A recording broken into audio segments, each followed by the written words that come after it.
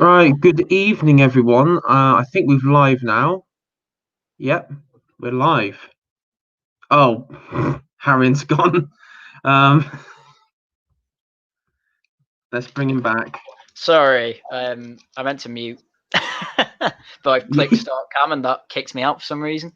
Anyway, I'll let you introduce. Okay, okay. Hello, everyone, and this is what's this episode 7 of the Blob Watch. And of course today, it's we're talking about critical race theory, and sort of how it affects real world scenarios. And it's I'm joined with Harrian today. And obviously I was meant to be joined with another guest, but things changed, and that's all right. That's all right. Unfortunately, though, this stream has come under attack by the oppressive forces of the cartel. And of course, we can't have that. And I have I mean, effectively, this is now a secessionist movement within the Yeah, political you're sphere. Al. You are now part of the anti-cartel gang. Get your mug at the Haryan merch store on Teespring. Yeah. I think yeah, yeah, and of course, actually, that's well, on the topic of shilling. Thank you for reminding me, Harry. In the description, we've got the two Discord servers, the Basket Weavers and British Museum, which is both sort of, I guess, run and administered by Plantagenet, who's also been on this channel several times. And also a special thanks to Saffron, who has promoted this stream on Unpopular Opinions announcement page, which is also very kind of her. So I've also put a link to her sticker store on Etsy. Is it Etsy or yeah, it is Etsy, yeah, Etsy? Yeah, I was nearly said Epstein then. That would have been that would have been strange. Yeah, so that's on there. So please all go check out. And so I guess Sorry, we get yeah, you're Sorry, I didn't realize how loud it was. That's all right. So what we'll do is we'll go into the topic, which is of course critical race theory. It's something which I think is probably no matter when. I mean, I don't know about any of you guys, in this in the chat or watching, or you, Harry, and if in work you've ever come across like IRL critical race theory in practice, whether it's like through diversity training, or inclusion unconscious bias training, or any of that bollocks. Have any of you come across it? It's not been too bad where I work, to be honest. Though it is an American company, so you do get the occasional we support BLM things. And I've just noticed Saffron in chat, by the way, do buy our stickers. My PC is covered in them. But it's not been too bad for me. I think I've heard the term unconscious bias once where I work. And even that wasn't necessarily in reference to racism or sexism or anything like that. So where I work isn't too bad, but it's definitely the type of place where it would thrive. But I can't imagine it, and it's not even big corporations where it's a problem. Even because it's infested the government, even self-employed people who are trying to get away from it still get things from the government to have like diversity and things like that. And like, oh, how you can make your workplace more diverse by the British government. It's like, it's everywhere. And as far as I'm concerned, it's one of the most illiberal things we are facing at the moment. It's the constant strive for equality. But the problem is, and if any, I mean, there's any, as anyone would say, and there's countless times people in our circles have said, not everyone is equal. And why should we strive for equality? Why shouldn't we strive for meritocracy? Why shouldn't we strive for having the best, in positions? Because that's white supremacy, Al. Yeah, that's what they blame it on. Yeah. Well, yeah, it is. And then, but the trouble is, then you have really incompetent people in positions like in government. I mean, and in the media. Yeah. Well, yeah, but yeah, and but like in the media as well. I mean, you have really incompetent people in the Well, BBC. I mean, just look at the comedy, yeah. the caliber of comedy programs coming out now. Yeah, yeah. I'm a bit of a I actually like some BBC comedy that still comes out. It's very rare, but there is still some. But it's not like Faulty Towers and what's the other one, Monty Python, like it was in the 60s, 70s. It's not peak comedy. It's all right comedy. It's all right for 2020, but it's not quite the woke stuff. But the non woke stuff is the best stuff. I knew so the one I've been watching on the BBC is called Semi Detached. It's got what's he called, Lee Mackin. But they take the piss out of this sort of stuff. Like there's a girl in it who's supposed to be his daughter, who's with his wife who's split up from him, and she like always supports Extinction Rebellion and things like that, but she's always shown as an idiot. So the BBC, yeah, when it doesn't follow the critical race theory, is actually funny and will even make jokes at its expense. But then obviously most of it is, as you are showing now, on the equality and diversity side, especially BBC Three, which I'm pretty sure is why it went online only. So Yes. yeah, but I do play apologia to the BBC every now and then because there are some genuinely good shows that don't play into this. Yeah. What was it, that Frankie Boyle news show? Where basically, Yeah. it was meant to be a comedy. It was just like some black chick just sitting there saying, "Kill white people." That was like, and it wasn't, Yeah. and it wasn't even really much of a joke. It was more like a lecture at a political event. That will probably get onto some of these sort of unconscious bias lectures, but it was very similar to all of that. And it just struck me like none of it was funny. I mean, it was. I mean, like, what? I mean, no one actually, no one in the audience, like, none of the progressive lot in the audience actually laughed at it. No. Yeah. I mean, it was a weird thing. It was a bit like a if if they had a sign saying "Stand up and applause," it'd be like a Stalin rally where they just do it and don't stop. But I get the feeling they weren't told, so they didn't quite know what to do. That's kind of the feeling I got because I wouldn't know what to do in that situation. Well, I know what I would do if I was if I didn't feel judged. I'd be like, "Well, you're talking bollocks, love, aren't you?" But no one does that in the middle of a crowd. Well, Yeah, no, unless you're drunk or high or anything, no, you wouldn't. You well, I do definitely it in wouldn't. this. All right, I do it in the state I'm in now, but Yeah, not there. Yeah, yeah, and that's another. I guess that's another thing. No, the problem is with this is that if you go against equality and diversity, you get called a white supremacist, racist, etc., etc., etc. yes, Who's going to stand up and say, "I don't care what you call. If you call me racist, I'm against this." Like yeah. no one. Well, I, normies won't anyway. Exactly, and I mean, if you've, I know I've we mentioned before we went live, Harry, but I've read a bit of Robert DiAngelo's White Fragility. When I say a bit, it's 23 pages to be exact of the preview, because I've looked tirelessly to find illegal copies so I can acquire in I like Minecraft. how, yeah, I like how you just call them illegal copies. Yes. Well, well the reason is I'm not going to pay. I'm not going to pay anything for that rubbish. I'm Yeah. sorry. There's Hmm. some like lefty books I'll quite happily pay for because I'm just so I can look through and just sort of think to myself, how do you come to that conclusion or something. This particular one I will not buy because it's basically a woman saying I get nervous around X amount of people and so do other white people, so hence we're all racist is basically her book. But one of the core things I've noticed with critical race theory is that there are two components, and the components are you've got the oppress and you've got the oppressor. It's very, yeah, it's got the Marxist dichotomy, doesn't it? It is, and it's all and the oppressor and the oppressor, and it sort of folds into this pyramid of and this, I mean, it's going to sound a bit 2016, 17, but victimhood points.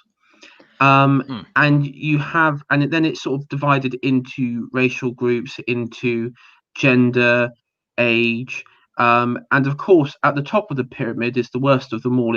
It's white straight males, right at the top, who are which obviously we apologise for being. Yeah. And of course, the worst society. And then of course you got below them, you got white women, you got black men, black women, disabled, and of course you got disabled and mentally retarded, trans, all that. Progressive stuck, I And believe it's called, and so it's sort of there's always this weird victimhood point. And the problem is, this was I say relatively recent. I mean, these sort of diversity things have been going on for some time, but the critical race theory is sort of being confined to universities and academia. And I think I don't know if you've seen Harry, but I think it's Douglas Murray's been on Joe Rogan. He's done a few interviews. I've only just caught up with James Dellingpole. I caught up with that yesterday, but I've not seen the Joe Rogan one yet. But I imagine that's just as spicy. It is, and he reiterates the point that, and I think this is what it's what I thought as well, and this is where I made a mistake, and he admitted that he made the same mistake, was that we originally, when this was all going on universities, when you had like the wacky liberal universities in America, you're screaming and shouting at John Peterson and all the other professors for getting pronouns wrong and dressing up as Native Americans and all that. Yeah. And the problem is, we all thought, what I thought as well, and so did Murray, that they would leave university, be either go into the real world and find out that it's nothing like the sort of world that has been constructed in their minds by their professors, and that they would basically have a good slap of reality, or or the others would either just end up going to doing like burger flipping, having burger flipping degrees and all that sort of stuff that's been like the lesbian dance theory. But the problem was, we've all sort of been wrong, because they haven't. In fact, they've actually gone into diversity and equality positions. They've gone to positions in the media. They've effectively jumped from academia into the real world, and that's why 2020 is going to really be the clown decade. Yeah, absolutely, as Louis Levi says.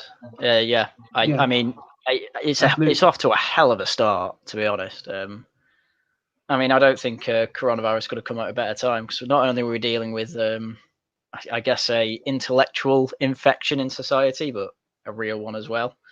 And it's shown by like the amount that the Guardian says, BAME people are more effective. This must be due to, insert standard critical race theory here.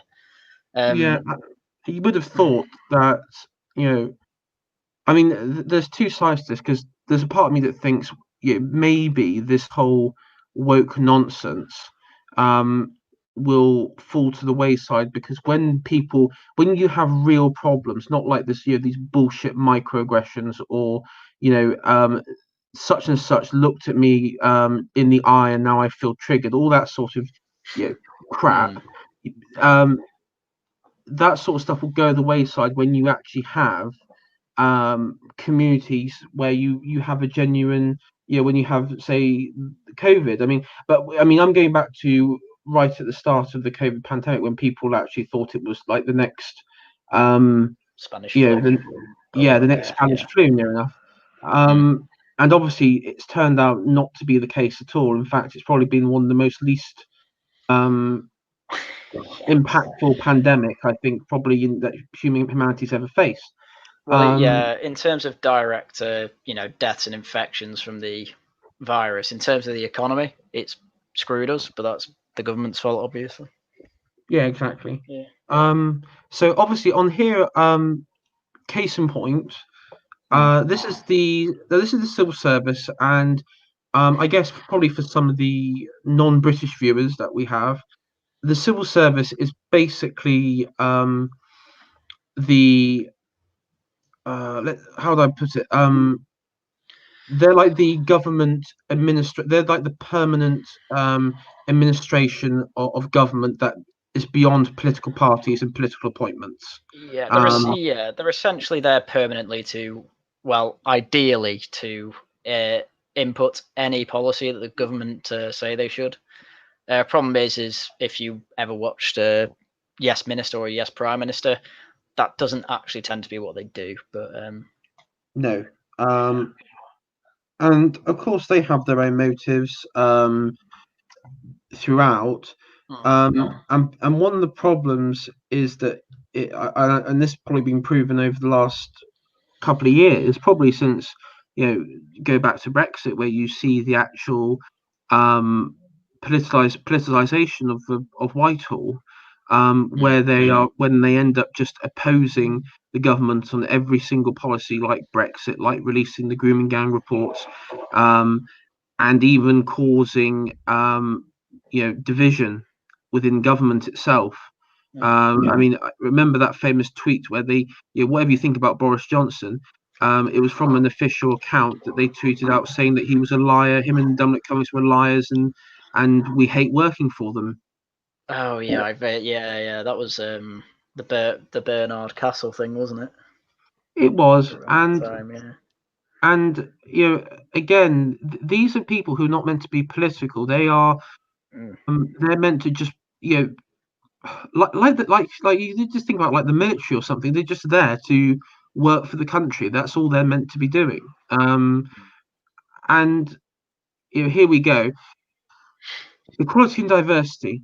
The civil service diversity inclusion policy and how they are monitored. Right? Yeah. Oh, dear. I just know what it's going to look like. That's Well, I mean, get one of these. Go on. I'll say we've got 3 contents here, and I've looked through them in advance because I was interested before. You've got the civil service diversity inclusion strategy, the transparency of the strategy, and then the champions. The champions one is quite interesting because there's a common denominator with each champion, which I'll get onto because it's very important to understanding the how it was able to form in this country and sort of the export from America. But yeah, so what we got here, we got how employees are selected, employment terms offered, whether employees are promoted or receive training, transfers, or benefits, how employees are treated. Yeah, it doesn't really go into detail here at the moment, but that is essentially saying, how are employees selected? Are you being racist? Are you giving them the same offer as a white person? And every place in Britain basically does.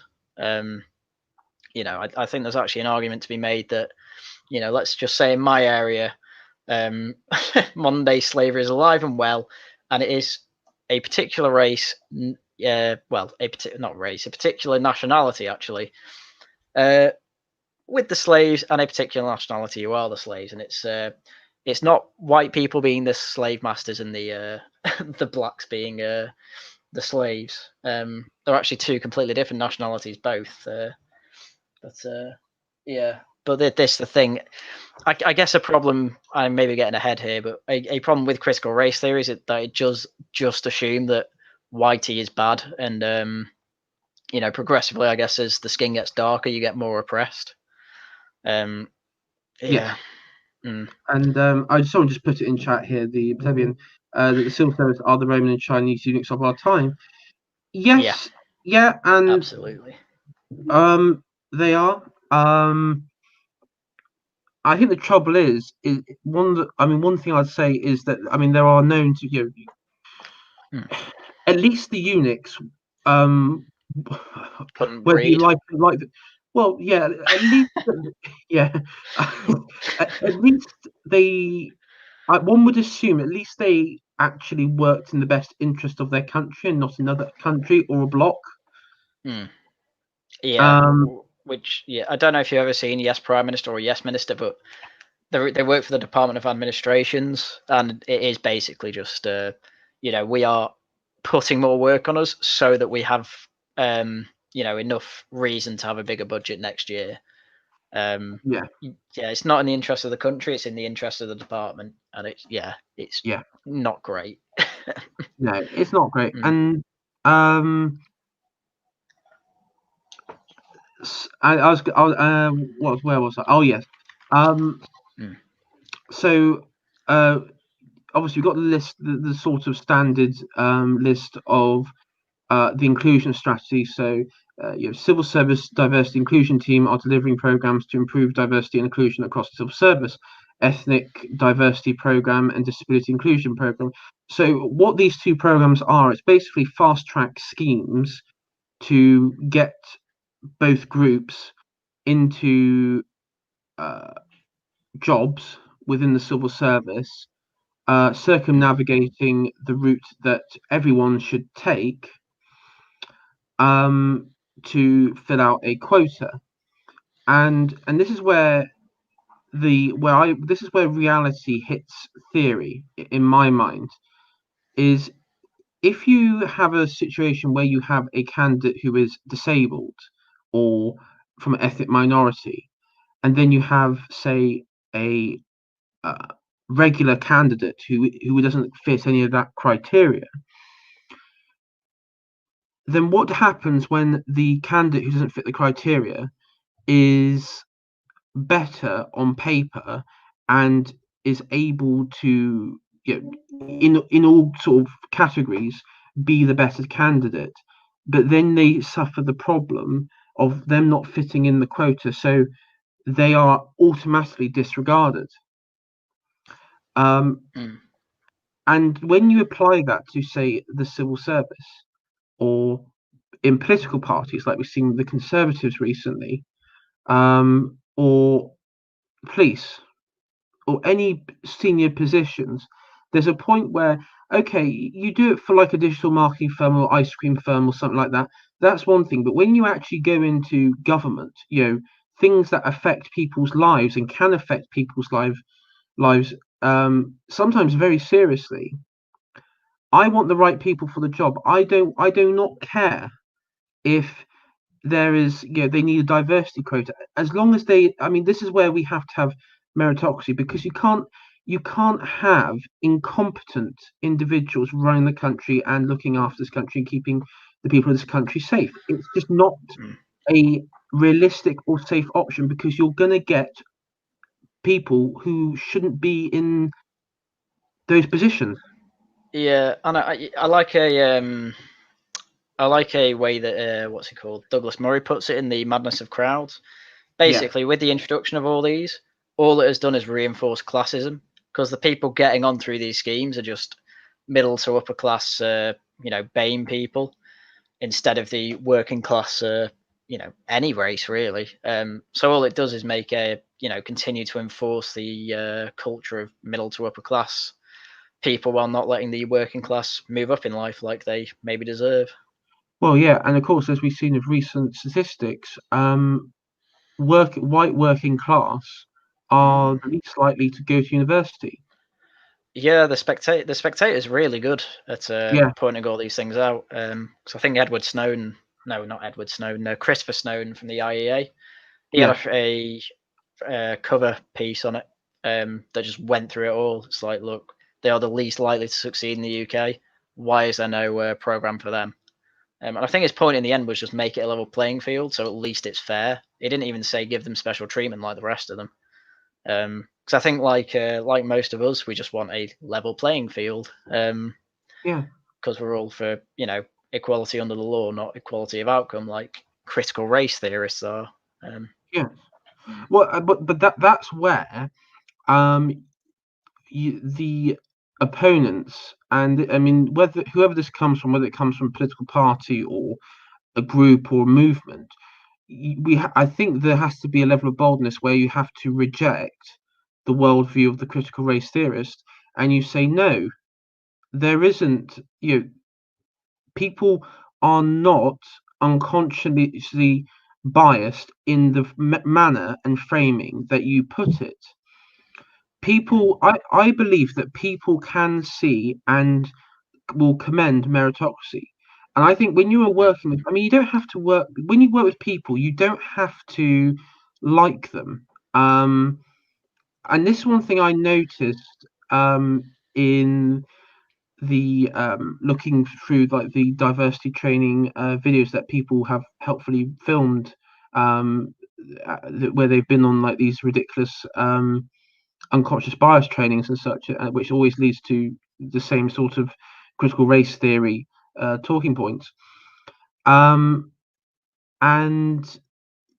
I mean, if you look at the videos, it effectively says, okay, you see people, you have an unconscious view, and you see people in this sort of way, and they usually do like these ridiculous pseudoscientific techniques where you basically names, numbers, and then you put like a score point and everything. And I mean, as many scientists have pointed out before, I mean, it's meaningless. Of course, It you're going to have is. you're gonna have views on people. You're gonna have views on people, but I mean, I think one best way is, I mean, I don't know if, I mean, we have actors and such and musicians that we like, but then those actors and musicians may have ridiculously batshit crazy politics that we don't like. And does that mean we dislike the actor because of that? Now, from a leftist point of view, I mean, like you take the Mandalorian actress, in that she's been quite heavily under attack recently for taking the piss out of pronouns, which I commend her for, because it is as ridiculous It's as that. ridiculous. Yeah. Yeah, Yeah. and she's come under attack now. Any normal person would be able to distinguish between the actress and the artist, and the character Yeah. And in who she's the portraying. who she's portraying.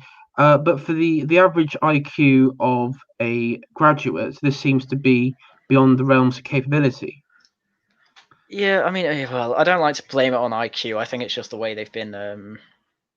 I guess the way they've been taught to see the world, which I don't think has much to do with IQ, to be honest. But I do know I what mean, you mean. I think Um, that, I mean, I think that there are plenty of signs. I mean, there are plenty of signs in the real world where one can come to the conclusion that this worldview is complete bollocks, and the only way you can come to that is if you actually step outside your metropolitan bubbles and just be in the real world, and you see real people. I don't think that fixes them though. I think all that basically does is reinforce them in their positions anyway. Because I think the problem is that they have been told to reinforce their positions. Because man, you have one situation that's, I don't know. You put them in any position where, okay, let's say police in the US. They all say like, the police are enforcing white supremacy, and this is shown by the amount of white cops killing black people. They will use even evidence of a black guy killing a black cop killing a black criminal as evidence that there's white supremacy, and then they'll stop talking about the skin color of the people and say, oh, the black cop is enforcing whiteness and things like Whiteness, this. It's yeah, and yeah. because the black cop is working for the white supremacist government, Yeah. and I mean I've heard all sorts of bizarre comparisons. I mean, one of the ones is I've heard been from leftists on this right back along, on Twitter, was the sort of what was it, the Jewish group that would help the Nazis round up other Jews, and so oh well, some in the oppressed group help the oppressed and everything, and yeah, that's I mean, again, that's the conclusion they come to. In any And situation as well. I think that's the important thing. It's any situation they see, even when it's obviously the other way around. It's or they'll yeah, just dismiss it outright. Say it's a black cop killing a white guy, they'll just completely ignore it. It's all about finding anything. It's cherry picking evidence to support their claim, rather than actually thinking critically about anything. yeah. And I do blame it entirely on education rather than IQ. Though, yeah, I guess a low IQ would give you an excuse to not think about these things. It's quite prevalent. I mean, I'm a bit of an avid historian, and these worldviews are quite prominent with historians. And there are some historians who perpetuate this myth, and they should know better. But unfortunately, the myth is then by these historians is then injected into history, and then you have really wild revisionist takes on history, to such an extent where they end up just out and out lie about what has happened in the past. And of course, we've seen this with Colston, with Edward Colston. We've seen it with Baden-Powell, and we've also seen it with Churchill to a lesser extent as well. And then, of course, like the British Museum with the shrunken heads and other memorabilia which is considered offensive, and David Hume in Edinburgh. So, yeah, when it comes to historians, there seems to be somewhat pushed in those sort of circles, because fundamentally it is our culture, it's our British culture, and what somebody, Haryan, sent, I think on one of your retweets for the stream, sent a couple of the books, yeah, and one of which was about how the New World Order, like from 1946 onwards, basically wanted to create a new world sort of narrative, post-war narrative, which is, you could argue that is the sort of starting block of what Yuri Bezmenov was warning us about back in his interviews in the was it in the 80s or 90s? Yeah, it's whenever he defected. Yeah, and it starts with the demoralization of institutions of our culture. Yeah, the 4 or so steps of it. Can't remember them. Sargon goes on about them, but yeah, you got demoralization. Is the active measures: demoralization, destabilization, and then whatever comes on after. And then basically the outcome is you have a generation of radical Marxists who hate the country they're in and wish this utopian world where they can, and to reach that they have to go into full ISIS mode and just destroy everything of the old world, even physical objects. Yeah, I mean it's your standard. I don't even want to say 20-year-old, because when they tore down Edward Colston's statue, the average age of that crowd must have been about 30. I mean, we're talking older than 20 here. 20-year-olds are just the I guess second wave. Most of them were white. Most of them were in their 30s. Most of them, I mean, there were probably mature students in there. There were probably ex-students, but still in those sort of circles. Yeah, I mean, they were Bristol Antifa. I mean, we'll be honest here. They're the people that would turn up at Antifa marches and try and punch you from behind or something. Or bike lock you, yeah. Or bite lock you, because I mean, fundamentally they're sort of cowards and pussies. Yeah, they'd be absolutely fucked up in an actual fight. One I always reference is God, it must have been 2016, that girl with the dreadlocks who obviously went there for a fight and just got sucker punched straight away. Moldy locks. Moldy locks, yeah, that is just your standard Antifa woman. I mean, they try and aggress anyone who knows what they're doing. Like, it's probably take about 5 of them to even take down one person like that. So yeah, they are just Antifa, as we both say, are terrible. But it's a bit odd, isn't it, that we're supposed to be talking about critical race theory and we're talking about kind of everything around it, if that makes sense. But I think it's all bled out from here. I think critical race theory is kind of the nucleus of all this, or at least the Frankfurt School is, which came up with critical theory. Yeah, it came up with critical. Yeah, because Frankfurt School came up with critical theory, and the critical theory is, I mean, again, it was the sort of, I mean, yeah, it's the Marxist culture. It basically came to the idea that we bring Marxism to the West by introducing it into the culture, and into society, effectively through the back door. Yeah, while at the same time saying there's no such thing as culture, basically, is what they say. Yeah, it's basically. I mean, it's like the old saying, the greatest trick the devil was it played on mankind was believing that making them believe he didn't exist. Yeah, that's good actually. I always forget Yeah, about that. yeah. Well, it's the same thing because if you convince people it doesn't exist, then no one will look at it, and then you get free reign of culture, and that's effectively what's happened. And of course, critical race theory, the race bit, is something born from the post civil rights movement in the United States. And it, yeah, it's well, I'll let you finish. Go. and I was just going to just say, born from the civil rights movement in the United States, and it effectively, from what I can see, and maybe people disagree with this, but from what I can see, there was the point where people actually got the civil rights won, but then a good majority of the activists couldn't accept that they won. Yeah, that is a common occurrence actually, because it happened with the LGBT community as well, and hence we're talking about J.K. Rowling and things like that now.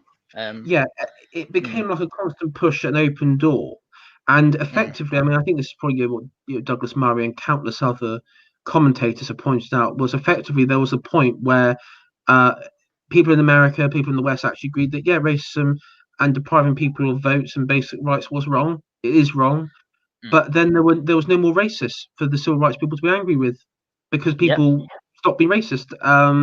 So they made them up. Yeah, effectively they made them up, and part of the critical race theory is you then tell white people in America and Britain that you are racist, you are unconsciously racist, and I mean, I would describe it as very similar cult-like tactics when it comes to um, take the Church of Scientology. The way that they do you remember in South Park how I will reference South Park in this because they actually did their research quite heavily and put it into the video. Yeah, they're very good. They're very good, and it's basically Kyle. Who was it? Stan. That was it. Stanley. Stan. He walked into the Church of Scientology sort of outreach center in South Park, and they basically said to him, all right, let's take this test. And they said, listen, you're unhappy. And we don't know why, but it says from here you're really unhappy. And then he ended up thinking to himself, oh, why am I so unhappy? How could I be so unhappy? And then he says to his parents, listen, can you give me, or was it $500 so I can take further tests because I'm unhappy? And he says, well, and then his father says, well, what's this going to achieve? He says, I don't know, I'm just unhappy and I want to be happy again. And so he takes the test, and then it sort of goes down. He goes further down the rabbit hole of the cult mentality. In that instance, it was Church of Scientology, and this is quite similar because what they do is they reinforce to people you're unconsciously racist, you're unconsciously biased, and so people end up thinking it, and then they end up having this really bizarre behavior where they adopt this really bizarre behavior where they are constantly thinking in terms of race and race alone. And then you would think that normal people would not want to really interact with these people because you think to yourself, well, I mean, you're constantly thinking about race and everything. I mean, you're effectively sounding like a nutter. Yeah, I was going to bring up, the why I'm no longer talking to white people about race, but because you can tell that she is just thinking purely on racial lines. And as you say in the South Park episode where Stan's just like, oh, I'm just unhappy. It goes a bit beyond that, this. It goes to the point where, she's like, there is racism everywhere. I remember sitting in front of the TV when I was a child and Saturday morning cartoons, every villain was black, every good guy was white. And I think back to Saturday morning cartoons and I can't think of a single example. And I quickly read through it again, and she doesn't actually give an example. She just states it as fact. no evidence whatsoever. So it's kind of like they look for, whether they make it up or not, they look for reasons to do this, as I said before, like with the cops in America. It's all just it's all circular logic, really. It's like, oh, there's racism going on. How can you tell? Oh, I just feel there is. Look at this cherry-picked evidence. All right, but what about all this overwhelming, meta-analysis of society that shows that England's one of the least racist and most tolerant countries in Europe? It's like, oh no, we're still terrible because Farage or something.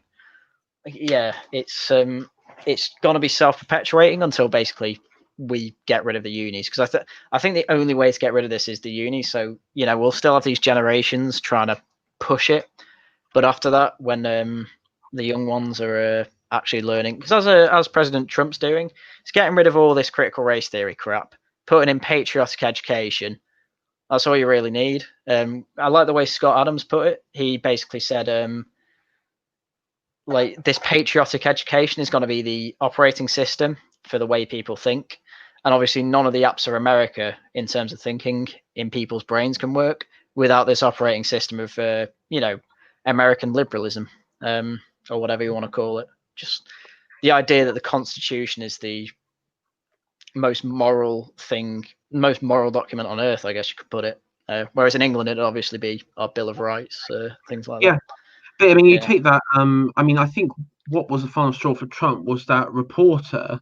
I think I can't remember which news outlet it was. It was one of the left-wing ones. I don't want to. I want to say CNN, but I don't want to say CNN because I don't want to accuse them of something that they haven't done. But it was one of their reporters, and they were outside Mount Rushmore, and they basically introduced it saying, President Trump came here to talk in front of of carvings of slave owners on stolen land. And this is what they think.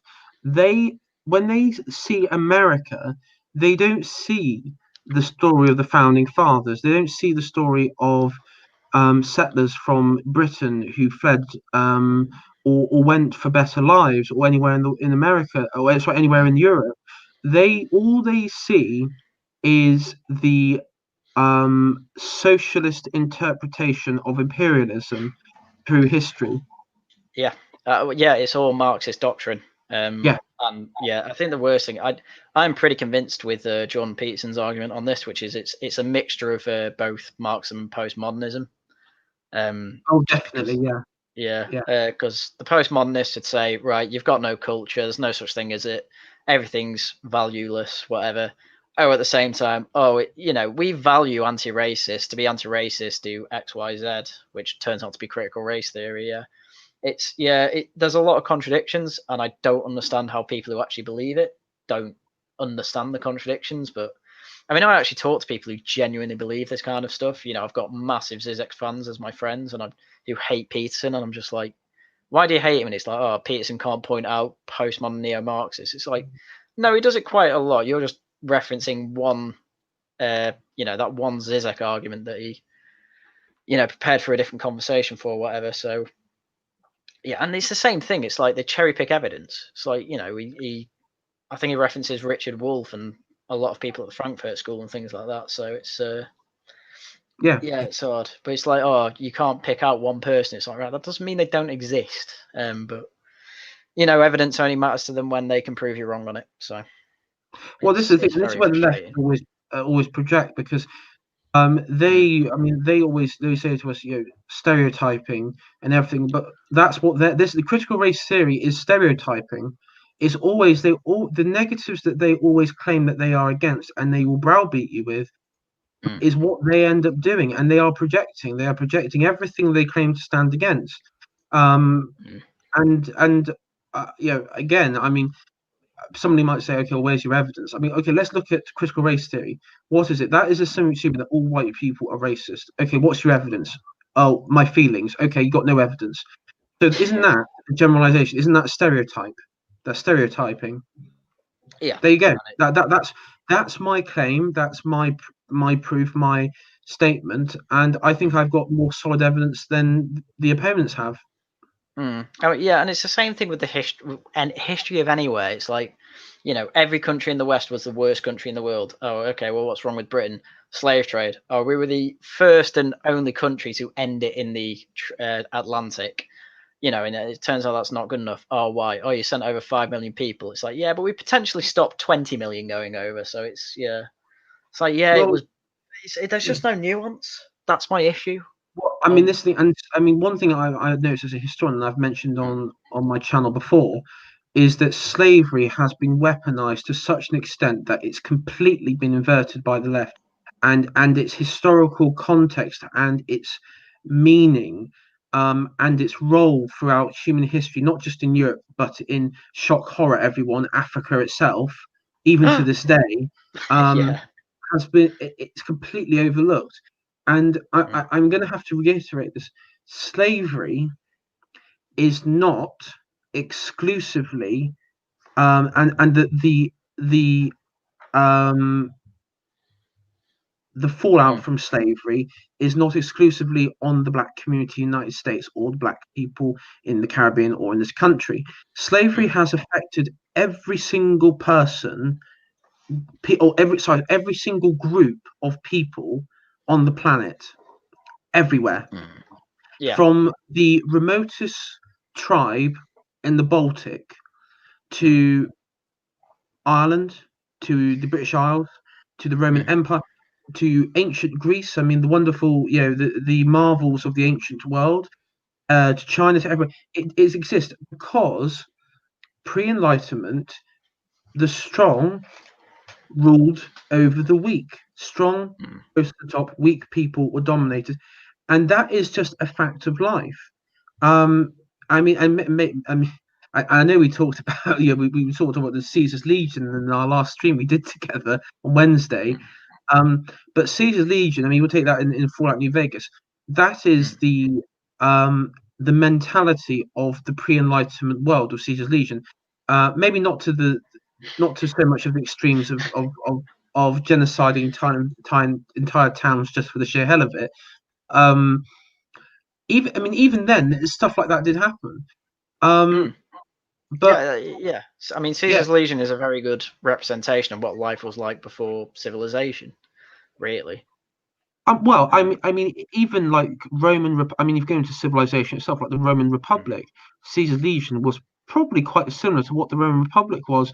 If you were on the wrong side of Rome itself, if you were, say, in part of the enemy tribe or an enemy army or something that had been captured, I mean, you would have gone through absolute hell. I mean, there's skeleton. I mean, there's I remember seeing it was in a museum, and you had skeletons of women and men and children where where arrows had been shot through their ankles and they like been wedged against two stones and everything.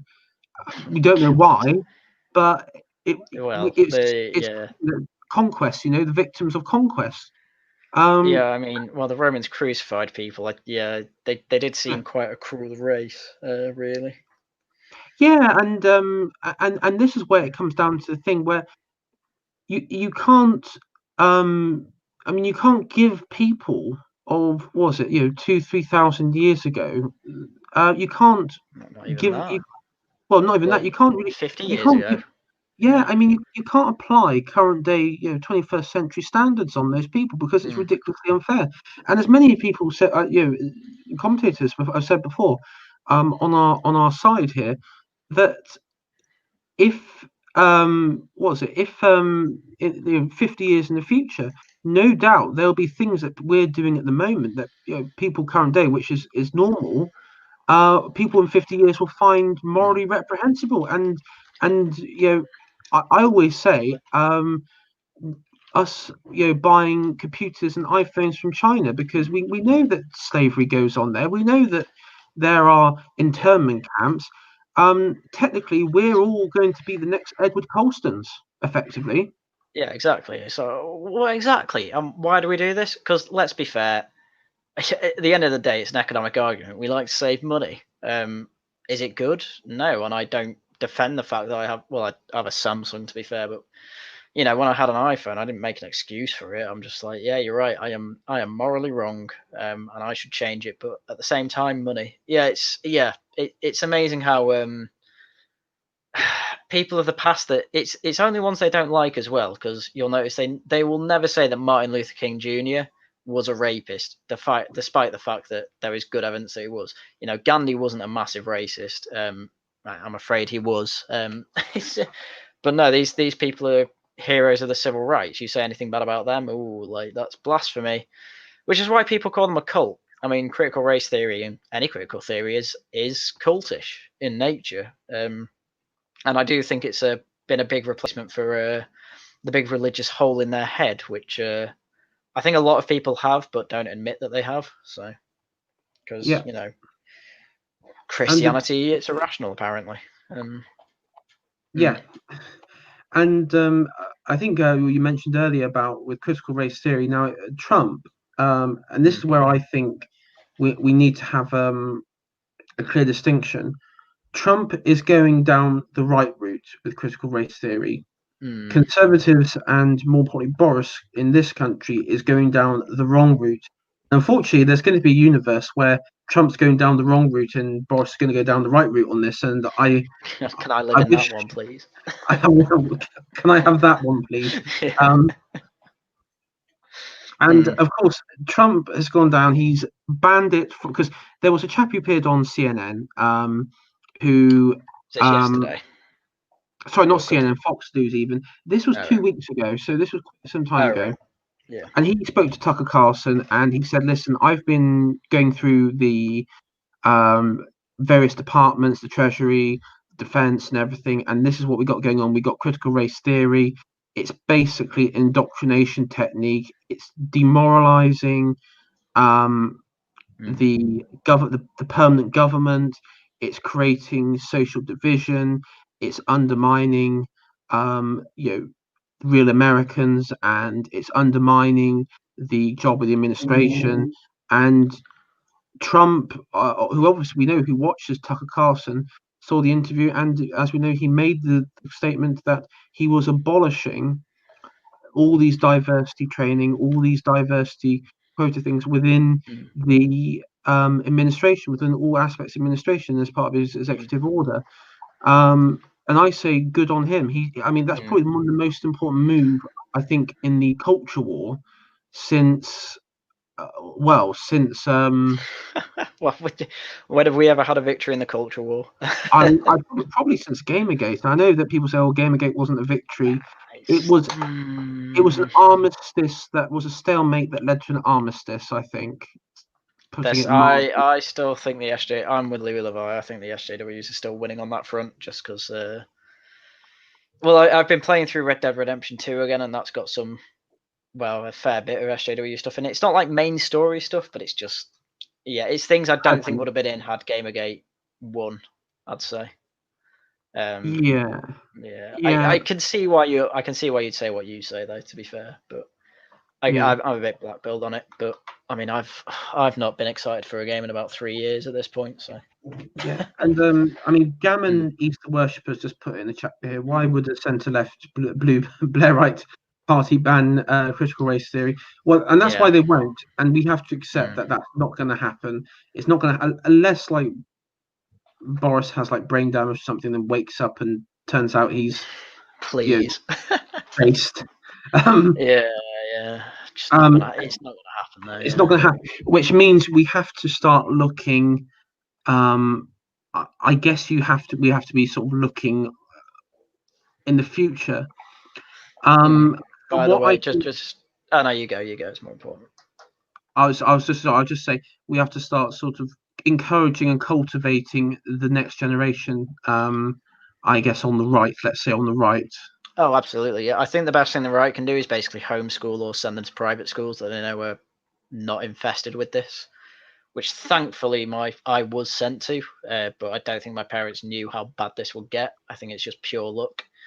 I don't think anyone knew how bad. And it's accelerated. It's accelerated over the last year, like especially over COVID period. It's gone from like 0 to 100 really quickly. Yeah, and I don't know. Well, I do know why people aren't pushing back, because a lot of people, I think, feel like they'll be the only ones against this, just because it's the current zeitgeist. Yeah. But no, you really do have to push back. I mean, I wouldn't do it in the position I'm in now with my job and all that. I don't think I'd do it, explicitly. But yeah, I think if I knew I was going to move jobs soon, I'd be like to my colleagues, like, look, I think all this has been crap. This is what I've hated about it all. But yeah, I don't know. But even then, you're risking, like, will they tell my next job and retract my reference or whatever? So yeah, it's tough. It's unfortunate, which is why all we can really do is hide behind masks on YouTube and complain about it.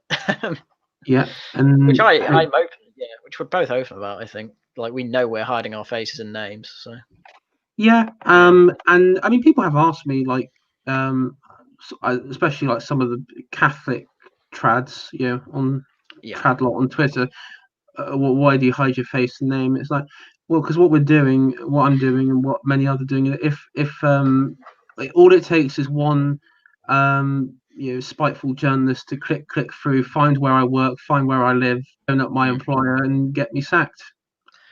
I mean, yeah, it's not. If you click the right videos of mine, I think it would be somewhat easy to find out who I am. But yeah, and that's the thing. Now I could potentially be on the Guardian's radar. It's like, I don't want my face on the front page of the Guardian calling me a racist or whatever they'll call me. It's because I can guarantee I will not have a job in like 2 weeks after that. Yeah, and even though it's not true, because I mean, I am very much in the doctrine of colorblindness, which is a thing critical race theorists hate. Yeah, they hate it. They absolutely no. Yeah. That could, well, for them, because remember, they see the world through race and color and all these ridiculous characteristics.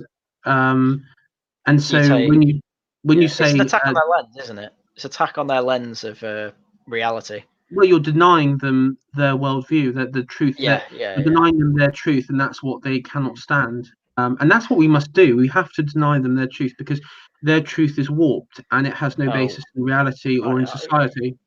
I'd go even beyond that. I'd say not only do you have to attack their worldview, you have to explicitly say to people that their worldview is evil, because it is, and it's a very emotional and moral argument. And I think emotional and moral arguments are what the right's really lacking, despite the fact that a lot of them moralize. It's a big problem with actually arguing as well, because most people don't have their opinions and intuition based around facts. It's basically mostly feelings. So Ben Shapiro can say facts don't care about your feelings all you want, but as Don the Pleb says, feelings don't care about your facts, and that's exactly what the left is running on at the moment, and especially critical race theorists. Yeah, exactly. And it's tough because the right just have a completely different worldview and a way of arguing. We're not going to win with that, unfortunately.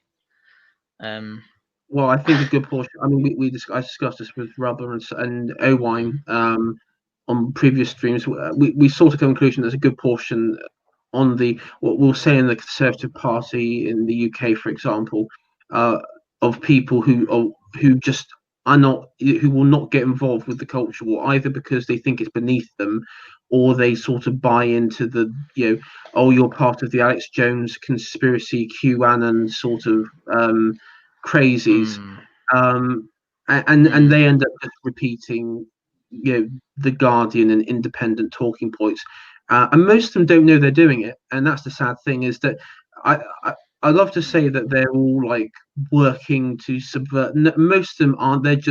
They're victims of the subversion. Most of them, they are tools. They're just tools. They're useful idiots.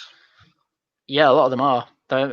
As Edward Dutton says, a lot of midwits. And I do know a lot of them. It's I do hate to say it, because I hate to toot my own horn, but it's what makes me feel better about my IQ. At least I know I'm probably above the midwit area. I think we're fortunate that I think us and obviously those in chat and those watching now, hopefully those watching will be aware of the tactics that are used against the right, and we are aware of it, and so we see past the BS that Yeah. most normal people would probably lap up, and we're sort of inoculated against the linguistic assault on our characters. Yeah, I mean, we're definitely hardened from Gamergate. Yeah, I mean, definitely. So, I mean, I think, let's just say there was an article out tomorrow where they did find you or me or whatever, the Guardian or whatever, and they said, listen, these people are hardened racists and blah, blah, blah, blah, blah. I don't think, I mean, obviously you would be surprised, but I don't think the actual term of racist or fascist or whatever take that they go down would actually have serious impact on me, because it's a meaningless term, and I No, wouldn't really well, care what other people thought about it, because I think it's meaningless. yeah, no, well, this is what I say. I don't say, oh, I hope my close friends and family will leave me because of what the Guardian say. No, I say it's my workplace and my livelihood, because I think my family know me well enough to know I'm not a racist. I mean, my best friend for years has been, half black. I mean, clearly I'm not a bloody racist, but or No, fascist. Though they do question that on some scale.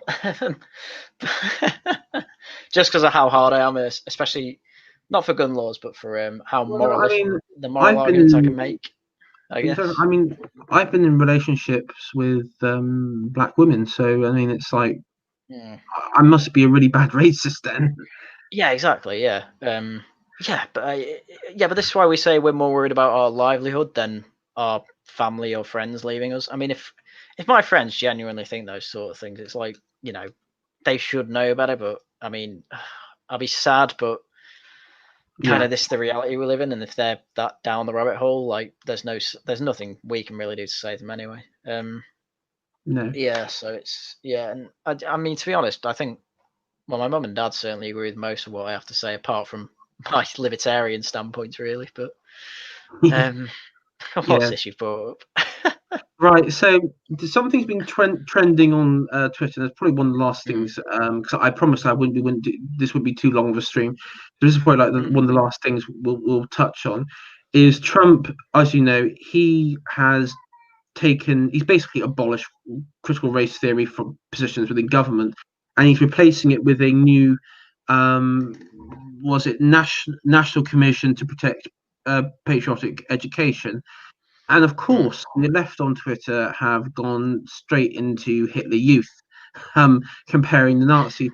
So the founding narrative of America fighting for liberty against a tyrannical, um, you know, monarchy government with no representation is, those patriots are mm, equivalent to the SA and the SS and the Hitler Youth. Right, gotcha. Um, mm. and so this has been going on, and so we got, we got Donna Avocado, a Biden Harris supporter, and obviously Democrat, because the Democrats love their swastikas, in more ways than one. Mm, Why did I do that? I don't Oh, know. oh, see that's automatic there. Mm. Let me just go hit the youth. Oh God, don't say that on stream. Yeah, Here I we go. mean, Yeah, mm, yeah. I, Um, it's what a lot of critical race theorists do. They'll just jump straight to the worst thing they can imagine, and it's why it's racist is desensitized people. It's when I think I mentioned my base dad a lot on Twitter, because he's been thinking of reading quite a lot of Douglas Murray. But when what's he called, David Starkey, was being interviewed by Darren Grimes, and that was yeah. on the news that he's now cancelled because he's racist. Um, my dad read it in the Times, and he was just like, that really doesn't sound bad. He said, "Damn blacks!" Like, what was the context? I'm like, oh, here's the context. He watched the whole thing and had about 4 more videos with Douglas Murray and others in it, and I'm just like, I came down once in a while and saw what he was watching. I'm like, oh, I've seen that too. You liking it? It's like, oh yeah, I love it. I'm like, oh, do you want to read a book on it? It's like, maybe. I'll probably read it soon, but it's what I mean. Like, the term racist I mean, I think Blair White said it at one point as well. She was like, when people say, someone's racist, I immediately think the opposite, that they're not racist, and I'll assume better of them because these particular people have said they're racist. Yeah. And that is pretty dangerous when you think about it, because if, they all call Richard Spencer a racist, and he is genuinely a racist, but it might get, it gets people in the mindset of even thinking better of people because particular people have called them racist, and once your intuition's there and you've put your prejudices that way in, that orientation, I guess it can be dangerous, and it's possibly why quite a lot of people turn quite quickly into ethno-nats once they, let's say, turn against the left. So, which I think's quite dangerous. Yeah. Well, this is the thing, because the left are. I mean, especially in America, I think one thing one thing that I've probably said multiple times is when you had, not just with the critical race theory, but the actual real world results, i.e., the riots, the borderline race riots, the the countless videos on Twitter of of like the just attacks. random attacks from particular ethnic groups to white people. Yeah, exactly. And so I end up wondering to myself, surely there must be a surge in support for the Ku Klux Klan in America. Yeah, you'd expect it, wouldn't you? Really? Not that anyone is, not that I'm hoping, or I don't think most people are hoping for, but I mean, there are going to be people who aren't political who'll be seeing this, seeing the Black Lives Matter, and or either be directly fucked with, or know somebody, or see someone that be fucked with, and they will come to the sort of one-on-one sort of tribal mentality of, oh shit, X and Y people are right. And I think you could construct. I mean, personally, I think people are saying with Enoch Powell, for example, that he's been proven right now. I mean, on every single point. And yeah, I just quickly on that. Did you? I mean, I was there live when Sargon did his speech, but I quite like how Sargon rearranged his Rivers of Blood speech, basically saying he was wrong to say it'd be the black man over the white man. It's the anti-British over the British, of all races, so to speak. So but I know what you mean. They're like, how many stabbings make a river? Was I think how Sargon said it. So well, I mean, and that's the left, because it's basically left trying to weaponize a certain group against a majority group, and that's what and ultimately, whether it's anti-British or anti-American, I mean, the goal is still the same at the end of the day. And so, I mean, I think a lot. I mean, that's one thing I've come to, and I'm also been thinking, like, within this country. I mean, I'm thinking back to like the likes of the BNP, and you think about Nick Griffin, what he said, back in, I mean, you know, 2008, 2009, probably as late as 2010, when they sort of went off of the radar. They were saying that X and X group will want to destroy and wipe out British culture, right? Now imagine if he was around saying that today, when what was happening in Bristol to the statue, or Churchill statue. Could you? The problem is they will end up giving the real racists and the real far right legitimacy and proving them right. And that's the thing. That's what a lot of these leftists don't realize, is they actually end up benefiting the supposed opponents that they're trying to, fight against. Well, decimate, really. They're trying to completely rid all anti-leftist thought. But yeah, this is the problem mainly with us as well. Us that aren't obviously fascist, we're classic liberals or conservatives or whatever. We have the problem that this is why horseshoe theory comes in, because the left wing and right, the far left and far right do tend to act the same, and they do tend to have the same axioms of the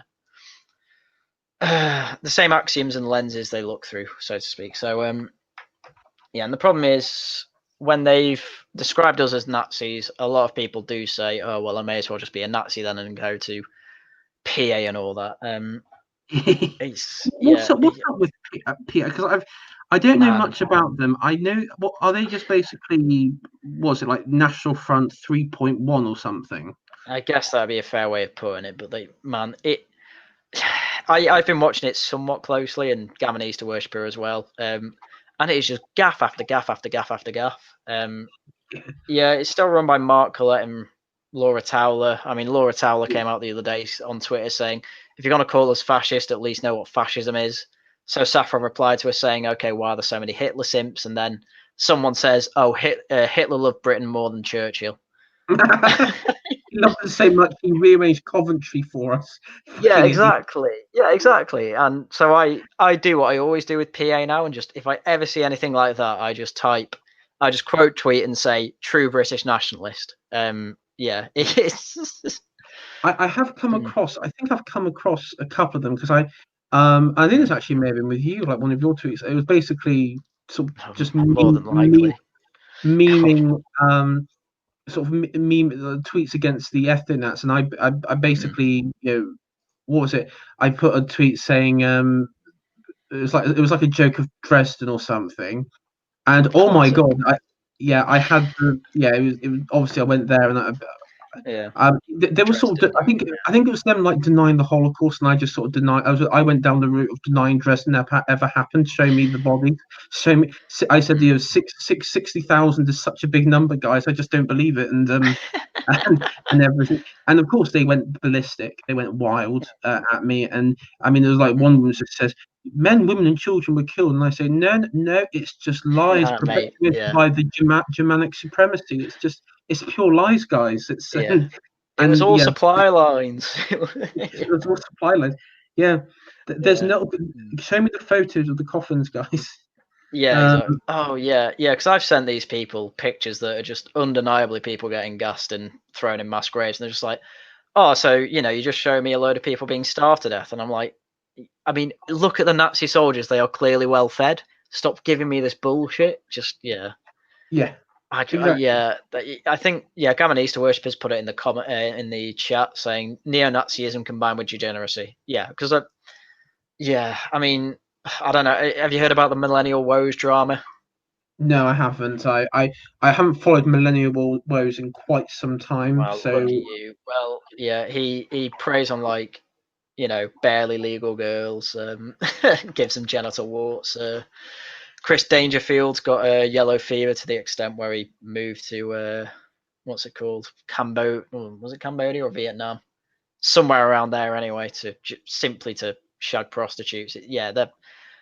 Gavin Easter Worshippers, right? They are just avoid them. They are not the moral people they say they are. They are not going to be the saviors of the West, I'm afraid. That's up to us and Simp for Real Queens and all these movements.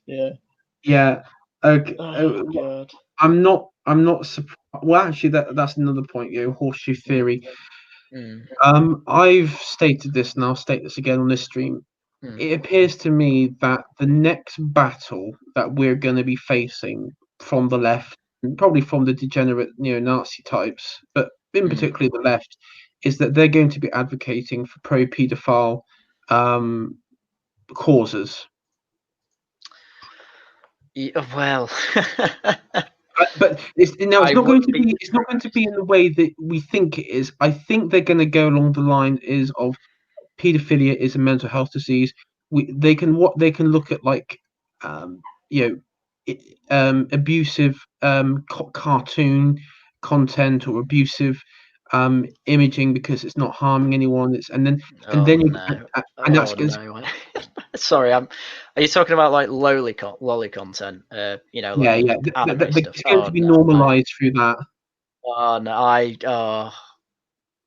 don't. Might be controversial, but I can see where you're going with that. But I am controversial. I'm going to say I don't think lolly should be illegal.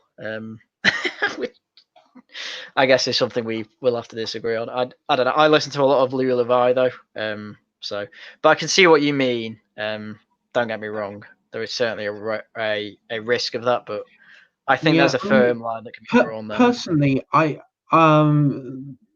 mean, I see all as degeneracy personally, but nonetheless, I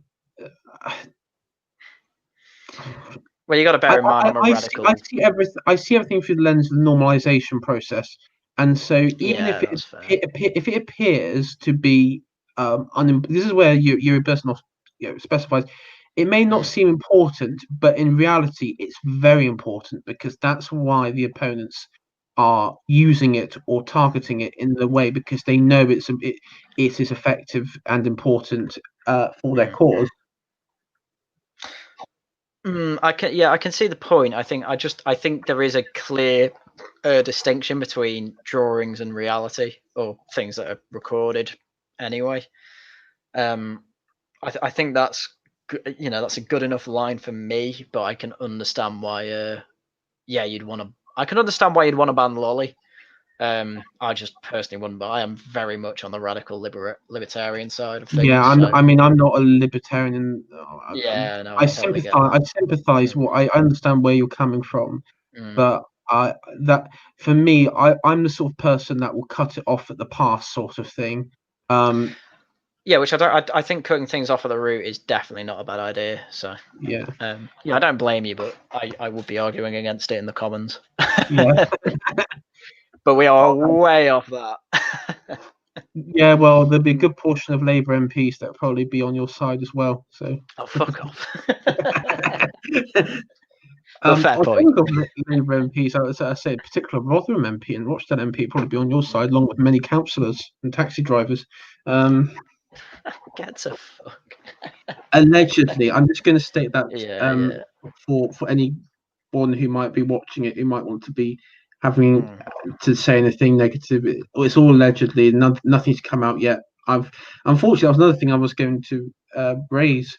Was I was hoping that there'd be more thing on the grooming gang scandal, like the actual report, and it hasn't been. It hasn't been. Was it? It hasn't been really released yet, has it? No, I'm with Binary Surfer on this though. I reckon they're waiting till we're coming up to the next election. Then they'll release it. Then it'll give a load of people a reason to vote Tory. Yeah, I can see that. I imagine there's. Yeah, I'm obviously being part of the party. I'm aware of a few things, like there is extra investigation going on with external groups outside of that's being commissioned, which is outside of I'll be careful how I word this, but outside of current processes that have been investigated. I'll leave it as that, as vague as possible. So I'm either there's an incomplete. This is where I'm going to guess, guys, but either there is an incomplete picture, or there's still some things that need to be followed up. That's where I'm guessing at the moment. I imagine from what I have seen in the media and alternative media that there are probably some councillors who in that region from a certain political party will probably be very embarrassed by what it probably won't be embarrassing, it'll probably be actually quite horrific, so horrific that it could be election defeating. So I can see where you and Binary are coming from on that point, and I would agree that it probably will be used as a nuclear option against an opposing certain political party. Yeah, I'm in two minds about. I mean, on one side, I'm like, release the report, you degenerates, and on the other side, I'm like, I can understand the tactics. Yeah, I do try and keep a realist head on. I do think I think we're going back what we've said about the diversity and the radicals in the civil service. I am aware that there has been immense attempts to hamper the report. hamper the investigation, and it's really scary because I mean you would think that the word of the Home Secretary or even the Prime Minister should be enough, but I mean no permanent secretaries, they're your issue. Yeah. They are an issue, and of course, I mean, do you remember that whole thing with Priti Patel where she was accused of bullying, and then that guy, that Yeah. real pathetic weasel, came out and read to the press saying how he'd been bullied and this, that, and the other, and this all coincided with the pressure of the report, and I always saw that as an what as a sideshow to not to change the direct attention away from the report, and basically a delaying tactic in many ways. Yeah, I got the exact same feeling. I thought it was just a sideshow. I thought it was bread and circuses and all that. Yeah, so it's a shame, but it's I mean, I don't know if you actually seen Yes Minister. I have. I've seen all Yes Minister and Yes Prime Minister. Excellent. And I recommend everybody wherever. Just watch it because I was going to reference an episode where Sir Humphrey, obviously permanent secretary of the Ministry of Administrative Affairs, there's an episode where he doesn't want basically a massive review of the department from 100 years ago or something. I can't remember the details. Oh no, something came up in a report where the department lost about 2 billion, or the country lost 2 billion pounds to so it was some sort of contract for some airbase in some remote Scottish island. I think like Lossiemouth or somewhere like that. Yeah, it was something like that, and it turned out that Sir Humphrey was trying to avoid it because he was the civil servant responsible for losing that 2 billion. Oh yes, that was it. Yes. Yeah, and they essentially suppressed the report to save Sir Humphrey. So it's obvious that this stuff does happen. Because it's always worth mentioning that the writers of that show, Yes Minister, were actually investigated because they got too much about the government right. No, there's an episode. There's another episode that I could tell you, which was based on true story, and I think probably this probably what got them some in the establishment concern was there was an episode where they flew off to this when they were minister, where Sir Humphrey Bernard and the minister flew off to this made up Arab country. Oh yeah, it was a made up one. Yeah, effectively it was Saudi Arabia, but it was called some other Rastan or whatever it was. And they were at this diplomatic event, and of course alcohol is, and it was in the King's Palace. Yeah, and of course alcohol was banned, but what they did was the minister set up a emergency communications room where he stored alcohol, and he and Bernard and Sir Humphrey would go back and forth and use coded language every time they wanted to fill up. It was things like it was things like, oh, there's a Mr. Jack Daniels on the phone for you, sir, things like that. Jack Daniels. Oh, there's someone from Malibu. Yes. Like Mr. The Russian ambassador's on the phone, Mr. Was it Sputnov or something like that? Smedov even, and the funny thing is that is actually based on a true incident allegedly that happened in Saudi Arabia.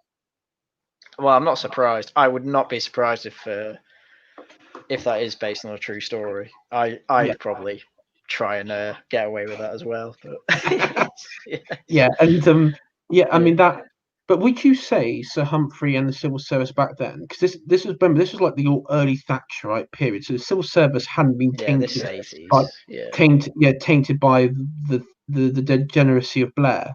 How would you describe the civil service back then? Would you describe them as more conservative than anything else? I mean, compared to now, yes. In those days, they were probably more progressive compared to most attitudes in the 70s, 80s, from what I can remember of it. Because I know there's episodes where, Sir Humphrey's like, oh, I can't have an ideology because I have to serve every government and every policy they might come up with. I've had to be socialist, I've had to be free market maniac, whatever.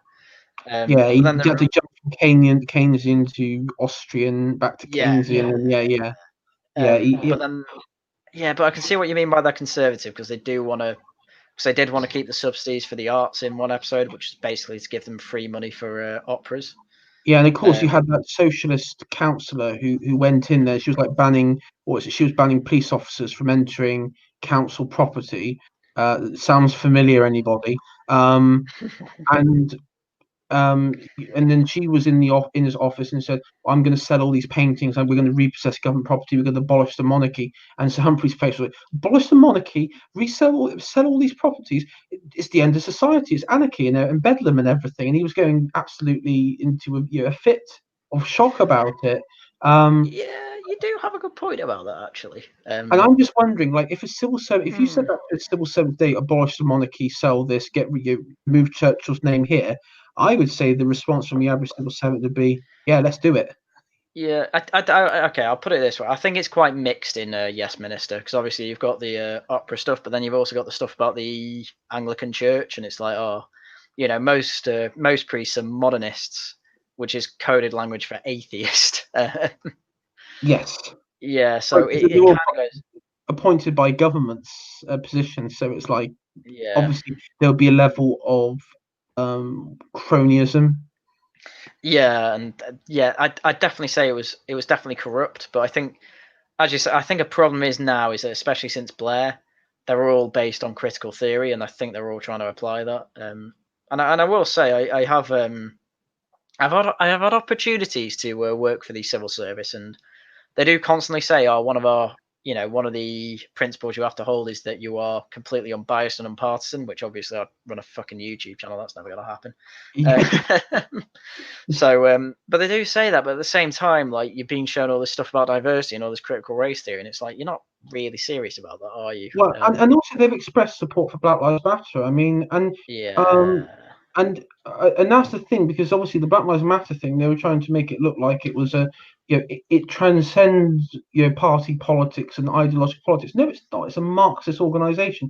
Go on their bloody Mm, website. It quite clearly states they don't respect private property. They want to abolish the police. They want to replace the police with glorified social workers. And they view mm, all routes of crime, especially within London, because that was the sort of what they were going with. yeah. All routes of crime is down to social causes and poverty. You went out and you stabbed your neighbour because he's a rival gang, poverty. A man raped a woman, poverty. I mean, ridiculous. It doesn't God, have. yeah. Yeah, I know someone that did criminology at uni, and he's just like, "Oh, crime's basically all there because of inequality." And I'm like, no, no, like, that's not true.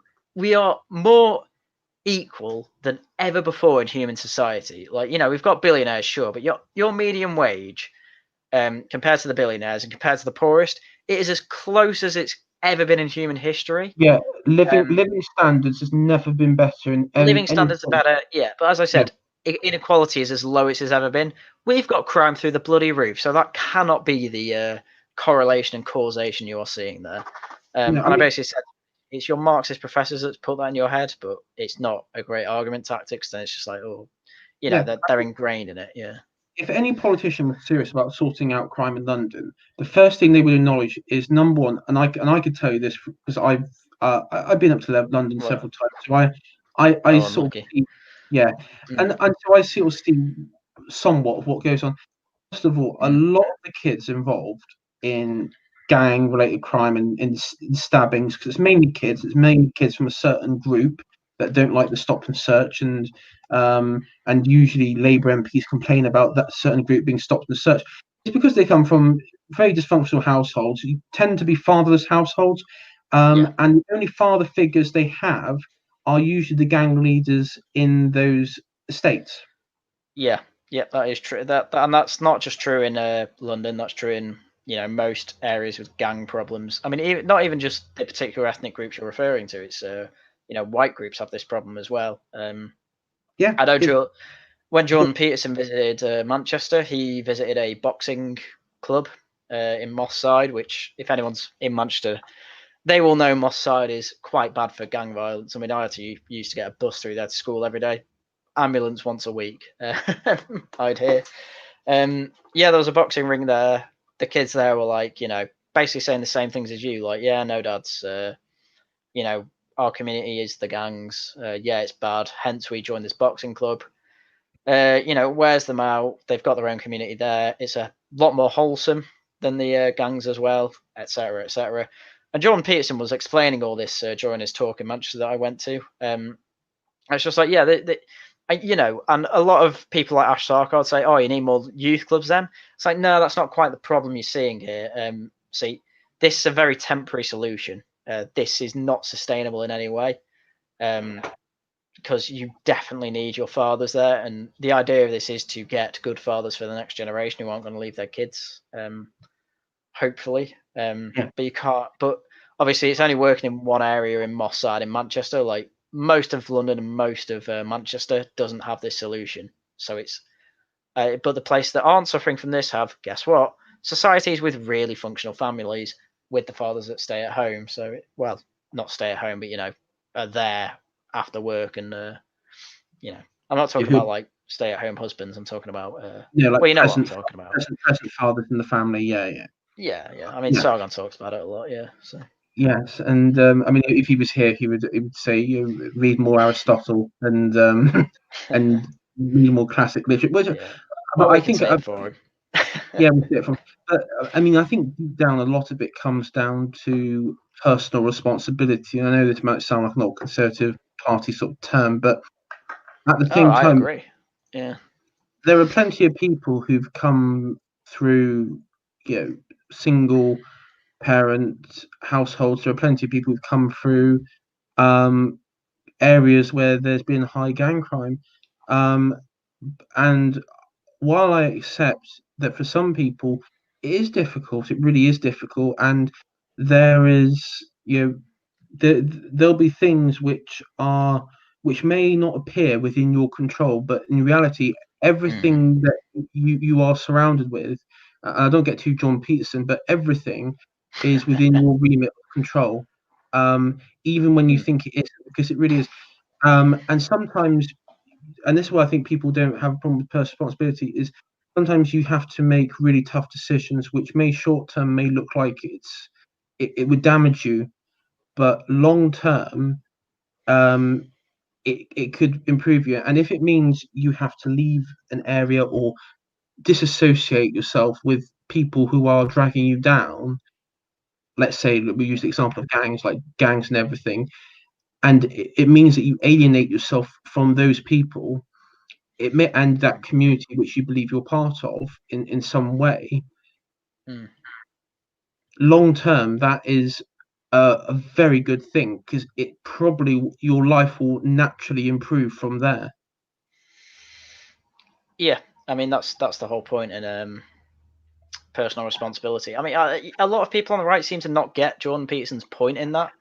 They're just like, oh, he believes in the atomized individual and everything. It's like, no, fucking. If you read his stuff, he completely understands that, upon the meme, but we live in society. His whole point of personal responsibility is that you improve yourself as much as you can, and that will bleed out to society, and you are there to improve yourself to then be able to improve society. But yeah, just a lot of people on the right seem to hate him for looking more at the individual than society, and I think they basically haven't understood what he's got to say. But I am a big Jordan Peterson simp, so. Same. And do you think, I mean, because I know there's a lot of people out there who's like, I mean, we'll probably wrap this up in a minute, so I'm just going to ask you this question. Do you think that his daughter is like being controlling him?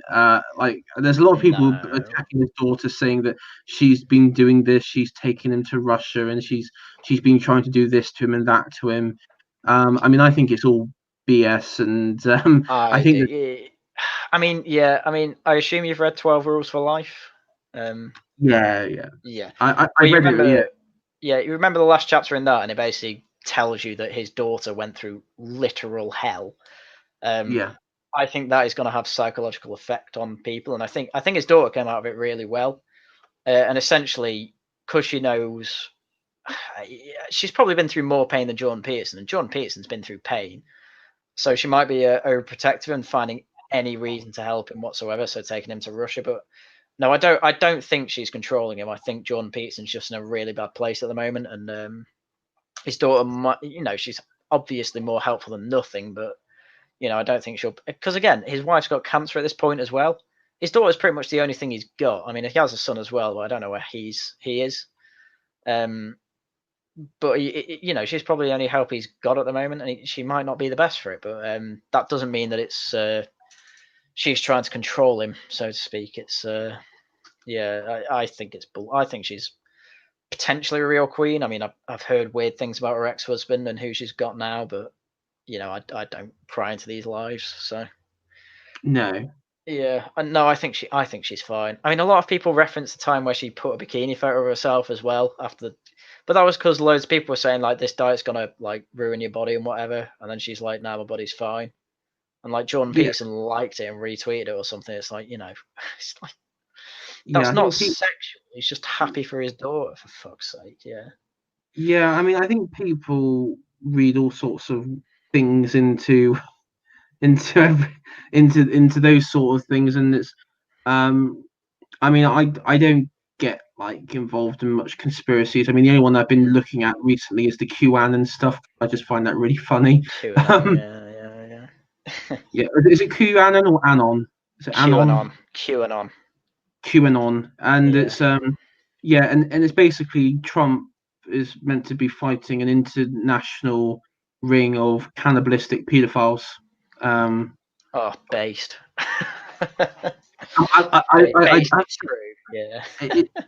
One thing I do like is his response that he's had like in interviews like by the press when they've asked him about that. I remember watching a bit on Fox, and it was like, and he's like, "Well, is that a bad thing?" Oh yeah, that was so funny.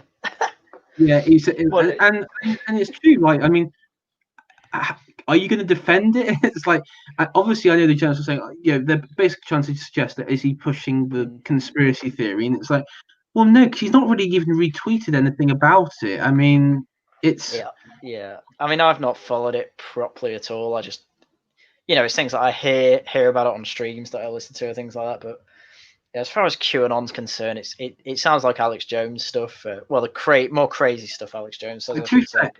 It's I mean, Alex Jones has been talking about cannibalistic pedophiles. Yeah, but that is very much the more crazy stuff he says. He's actually quite sensible most of the time. It's impressive. Everyone obviously just hears the memes. Yeah, and I love the stuff that he does with Joe Rogan. That him and I've got to be honest. Yeah, I'm kind of retarded. Yeah, I gotta be honest. I'm kind of retarded, Joe. I tell you what, if Rogan does a sit down with Trump, he has to have Eddie Bravo and Alex Jones with them, because that would be a mental. Yeah. Oh man, I'd kill to talk to Alex Jones. Like seriously, I would. I'm very jealous of Sargon and Dankula having talked to him, but well, give it a few years, I might be at 100,000 subs. Yeah, he'd be on his way. He'd invite you over to Texas when everything's over.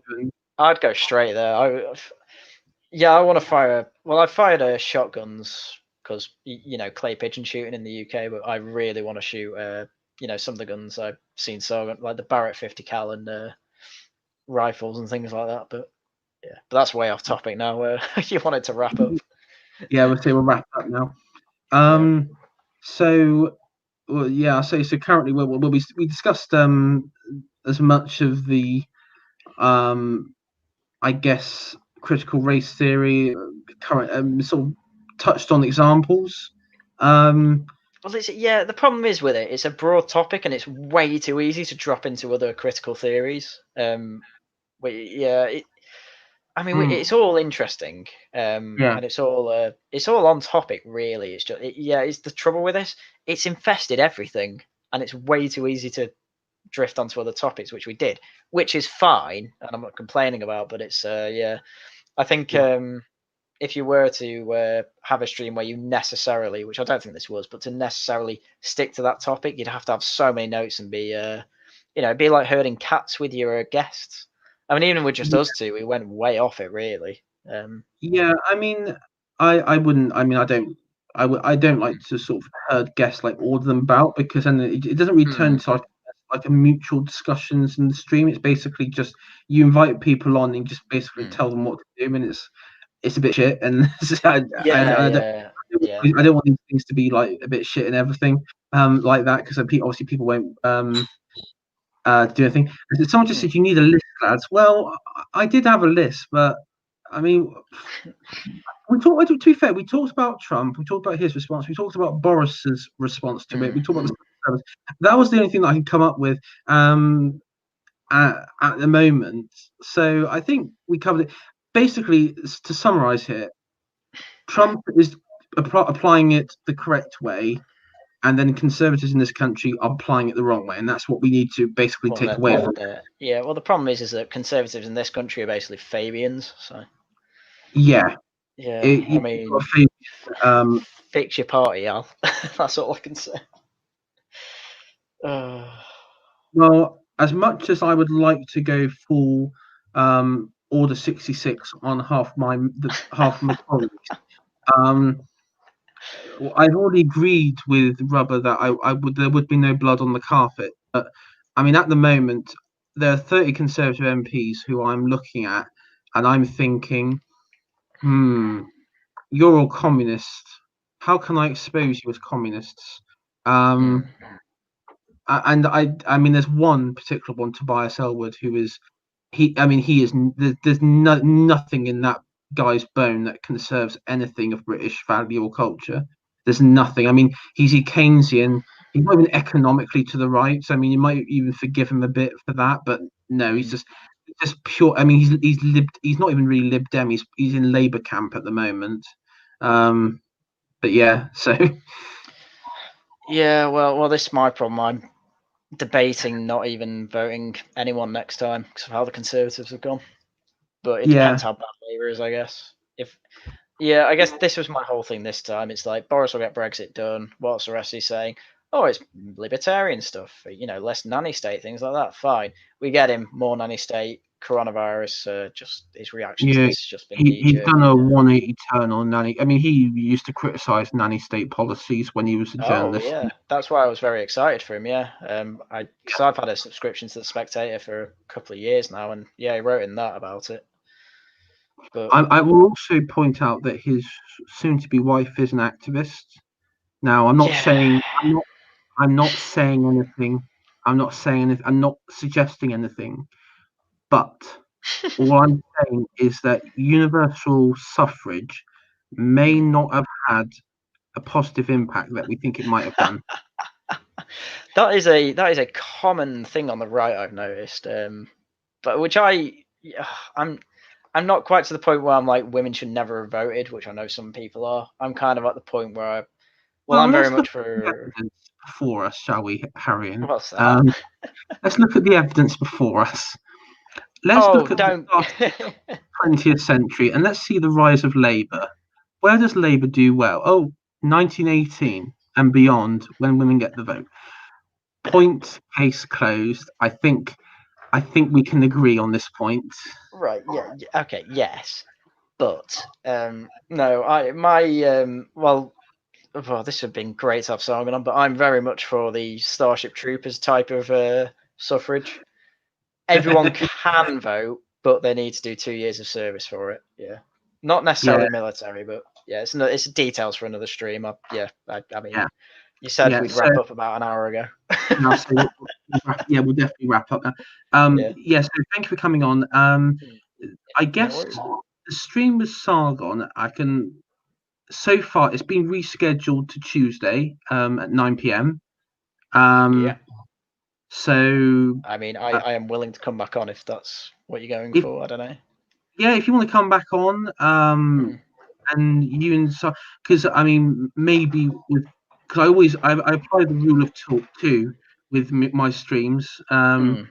So something like that would be, because one-on-one is all right, but I think with 3 people, it's sort of better conversations. Sort of like a more sort of various. I tried my best. No, I was worrying about me.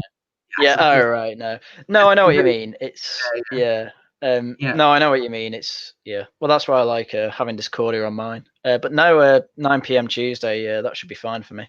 Yeah. So and hopefully we can. I don't know what the topic will be then. I mean, I guess we could talk about current states of politics. Talk about. I mean, let's hope that the left. I tell you what. Let's hope the left do something really batshit stupid, fucking crazy between now and then that we can talk about it. Let's just What do you hope, mean guys. hope? Right? No, they are definitely going to do something batshit by then.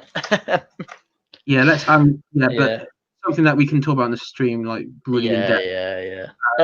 Yeah, sure. I mean, even if it comes back to critical theory and things like that, I think. I mean, man, I don't know if you've ever been on a stream with Sargon. He can talk for like. If you brought this topic back up, it could just be us two basically bouncing off him, basically. So, yeah. Yeah, and yeah, I don't mind. Yeah, and yeah. Yeah, yeah. If that tends to happen, I mean that's also great because I mean I'm a bit of a talker. I won't lie. I sort of go on a bit and No, it's so a lot of people are when they're on stream. So no, it'd be fine. Whatever topic you come up with, it will be a good conversation. And yeah, I'd love to be on again. Because I was kind of hoping to talk to Sargon today, but shit happens, doesn't it? So yeah, no, Tuesday's fine. Tuesday's great. Thank you. And I said hopefully it will go well on that day. I mean, if it's rescheduled, it's rescheduled. Yeah. Well, I mean, it is what it is.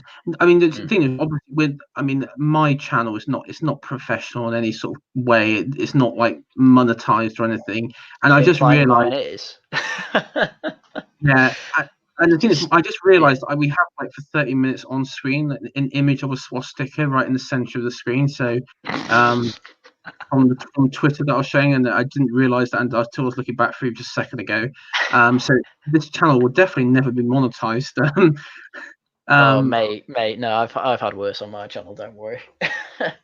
I sort of need to improve a bit, but no, I'll see you everyone then. But thank you, Haryan, for appearing on I guess on Wednesdays and today's stream. I've enjoyed coming on.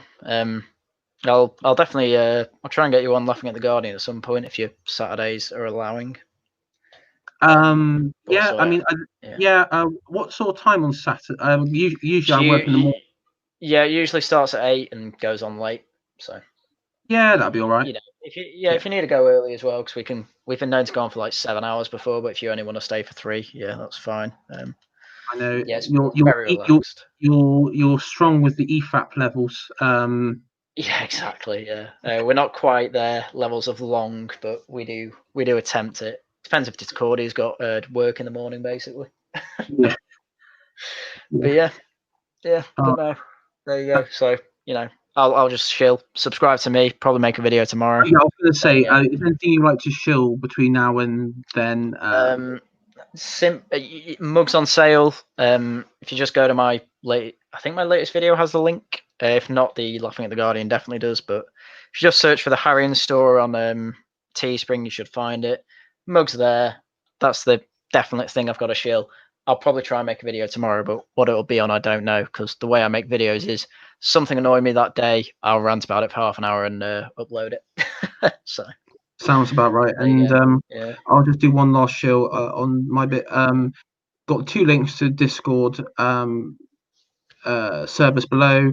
One's the British Museum, and the other one is the Basket Weavers, both administered by a chap called Plantagenet, who's been on the stream before. Go check it out because they're really good. It's great conversation starters, great networking and all that sort of stuff. And also, finally, check out Saffron's sticker page that I've linked into the description as below. It's again, you get some really good Pepe stickers, real good like meme stickers and everything. And you put it on your PC, put it on your walls, put it on your car, put it on whatever. That's legal. And I